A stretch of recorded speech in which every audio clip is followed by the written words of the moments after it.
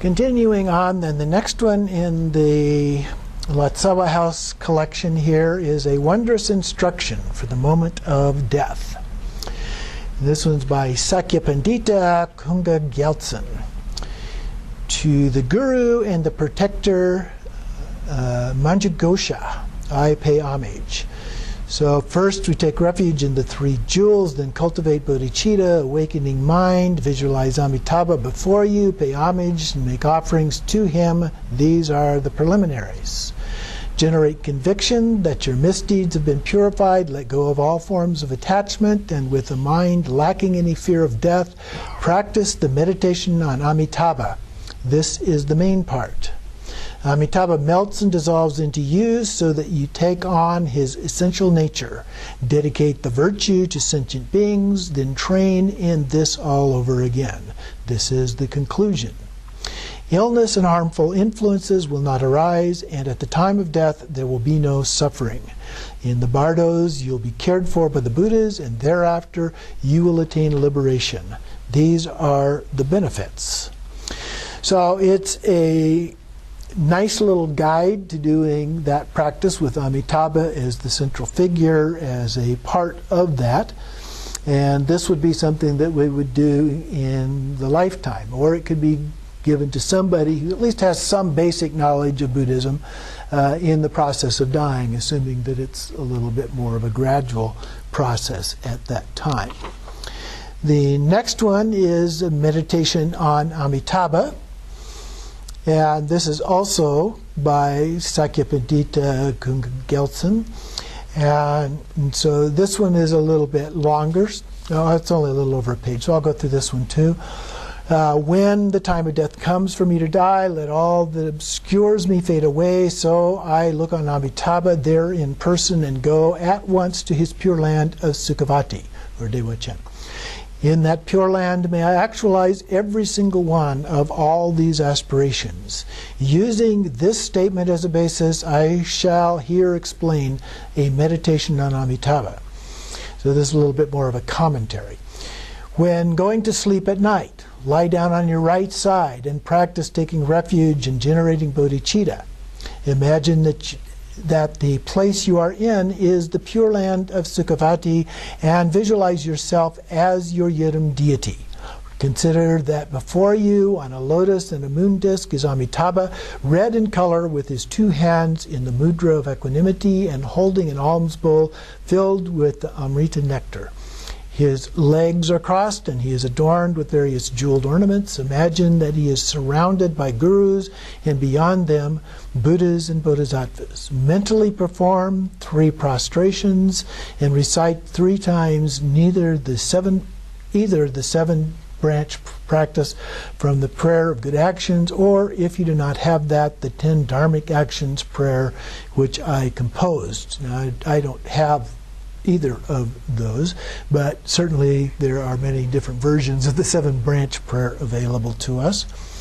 Then as you breathe out, consider that your own mind dissolves into the Buddha's heart, merging with it inseparably. As you breathe in, consider that the light emanates from the Buddha's heart, and following the pathway of your speech dissolves into your heart, so that the Buddha's wisdom mind merges inseparably with your own mind. Repeat this process 3 times. Then at the end, consider that the Buddhas and Bodhisattvas dissolve into the Gurus. The Gurus then dissolve into Amitabha. Amitabha in turn melts into light and dissolves into you. You too melt into light, imagining that the Buddha, Yidam deity, and your own mind all merge together inseparably.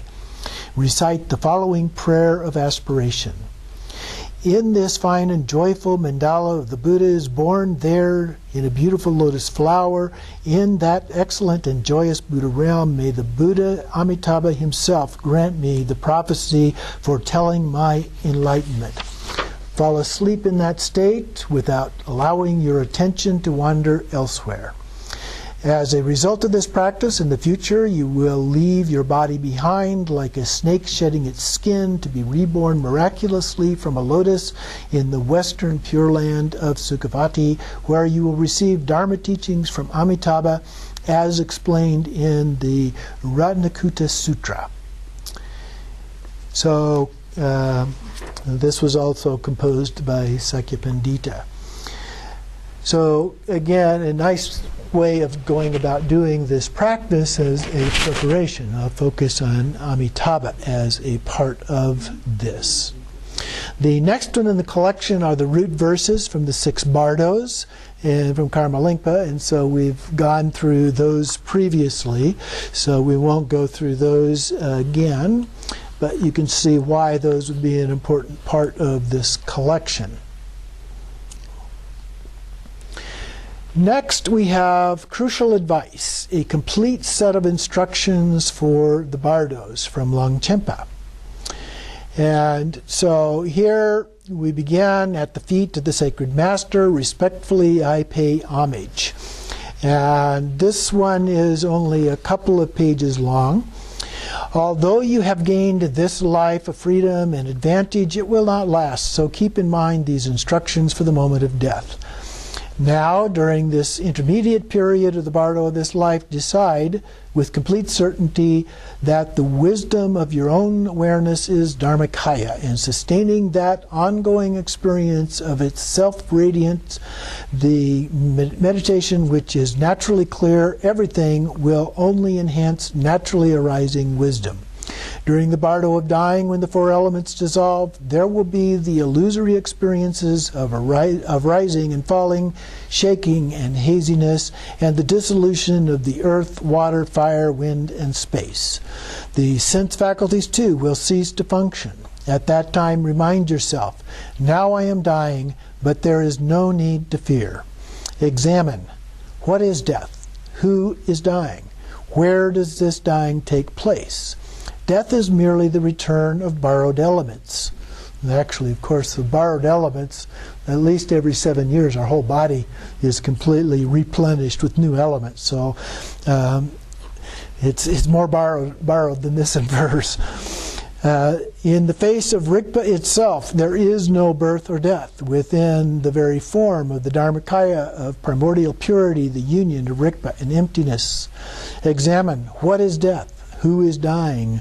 Where does dying take place? As dying exists nowhere, it is absolutely unreal. In the experience of this, generate courage and confidence. The arising of Rigpa is not obstructed in any way. Earth, water, fire, wind, and consciousness dissolve into space. When space dissolves into pure luminosity, the 6 consciousnesses dissolve into the basis of all, the Dharmadhatu.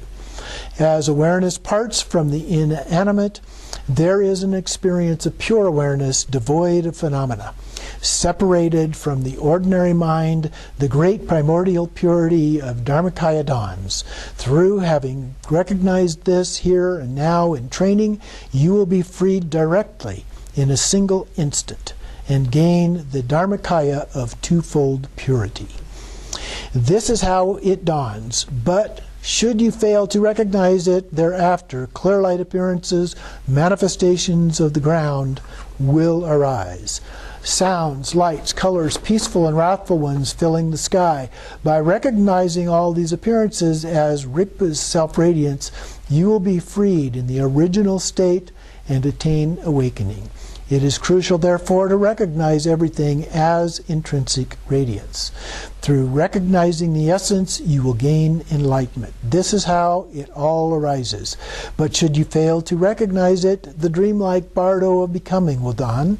At that time, by recalling a Pure Land and taking refuge in the Lama and the Yidam deity, some will find freedom in a pure Buddha paradise, and some will gain the 7 qualities of birth in a higher realm, and be assured of gaining liberation in the next life. Therefore, this most profound essence of instructions, which is like placing Buddhahood in the palm of your hand, will delight the fortunate children of my heart.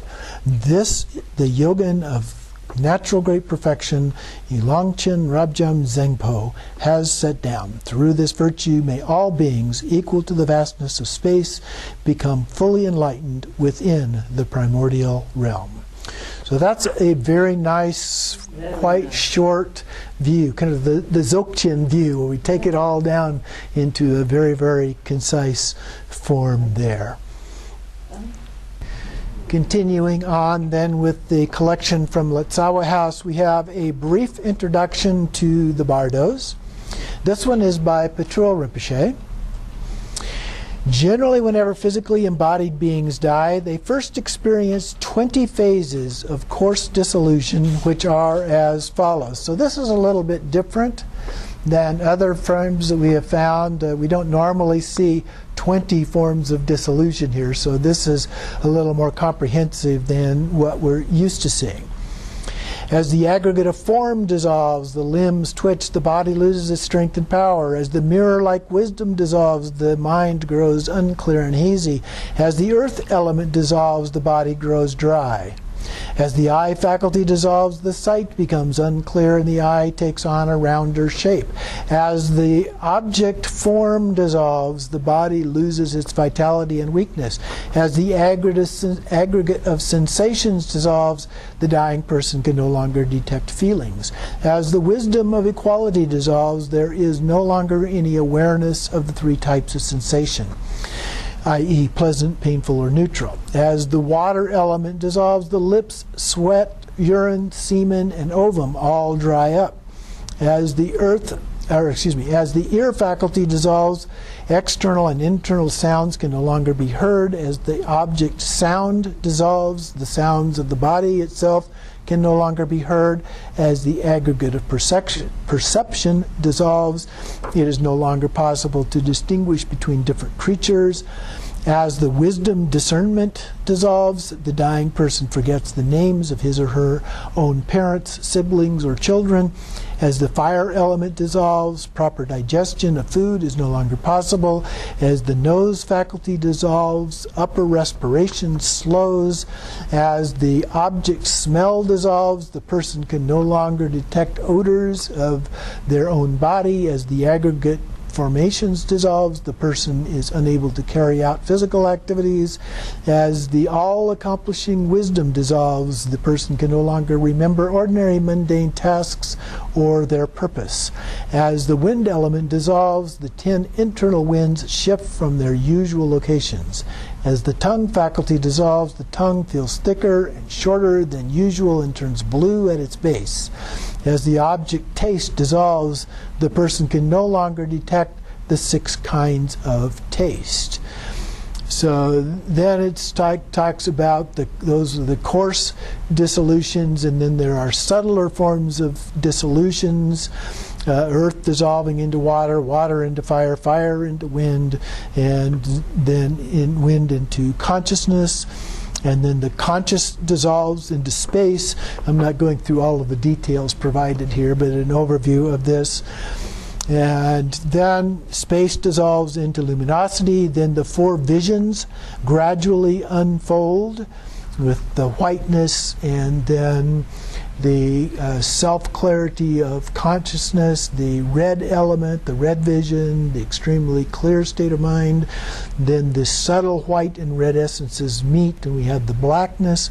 Then the subtle essences dissolve completely. The moment of death arises, and we have an experience of emptiness and clarity, and the joining of the mother and child luminosity. So this would be the appearance of the clear light.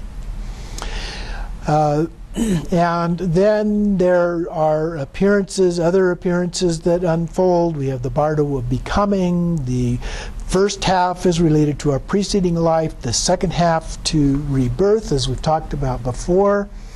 And then something like a body in a dream appears, and it's difficult to realize that you've died. You do not see the sun or moon. You leave no footprints, cast no shadow. There are all manner of experiences, both positive and negative, that arrive as a result of your good and bad karma. 4 so-called fear-inducing sounds: a mountain collapsing, waves crashing, fire ravaging, and claps of thunder. Then 3 terrifying abysses: the white, red, and black. We talked about the falling over those. And then the forms of the 3 representing the 3 poisons, and falling into them, you enter the womb. You undertake a search for a birthplace. You feel craving for a home and body. Various visions appear. Indications of the entrance to a birthplace can appear. Various wheels of light, caves, empty hollows, the male and female animals, male and female humans, and so forth. And various crucial points are included here. At first, when you are certain that you're going to die, cut all ties to attachment to this life. Confess any downfalls, breakages of samaya, and so forth. Devote not even so much as a single moment of feeling guilty, fearing death, or being attached to this life. Feel happiness and joy, and say to yourself, now I shall recognize the clear light at death. Or, if that is not possible, since I shall certainly use the bardo as an opportunity to travel to a pure realm such as Akanishta. And, Akanishta, Zangdukpalri, which is the copper-colored mountain, or Sukhavati. I shall be joyful. And set a strong intention, I shall travel to the pure realms. Then gently settle into an experience of whichever practice is clearest and most vivid to you. So again, that relates to figuring out which one that is, so you're comfortable with that. Then let go of constituents to this life. Settling into a practice in this way and aspiring to travel to a pure land are unsurpassable.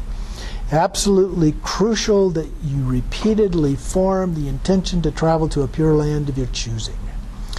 And even now, day and night, you must never let go of this thought.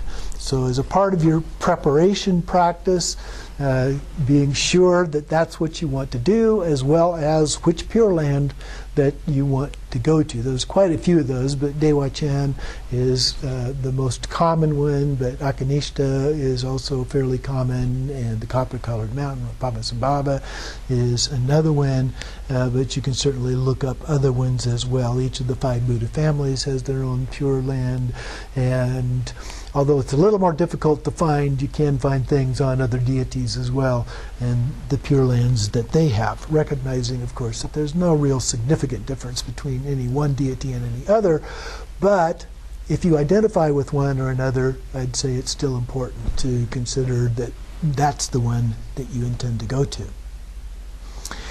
Then we have the extensive instructions on transference of consciousness to the land of great bliss. So now we're moving into the POA instructions. And this particular one is quite long. It is about, looks like 16, 17 pages long. So I'm not going to go through this one in the great detail. It's a really nice practice, but it's also a fairly long practice. So read through that one, and you can decide whether or not that's something that you want to do. I liked it a lot, but because of the length, it's also fairly time-consuming. There are also some POA practices in my book, Innate Happiness. There's a practice type of POA, as well as a Nirmanakaya, Sambhogakaya, Dharmakaya versions of POA in there. And you've probably had instructions on other POAs as well. So plenty of options from which to choose as a part of that. So now, I'm going to move on here.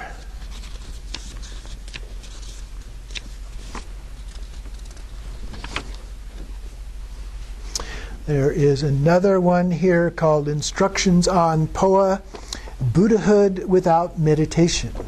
Now that should sound familiar from the book by that name. And so this one is from Nyalya Pema Dundul. And it's a relatively short one, just over 1 page. In an instant, out of the state of inseparable unity, of clarity and emptiness, rays of wisdom light shine out, traveling to all 6 realms, so that the consciousness of all beings transform into a single white syllable, which, through the blessings of the truth of the Buddha, Dharma, and Sangha, and the Lama, Yidam, and Kondro, is gathered with the 4 mudras dissolving into me.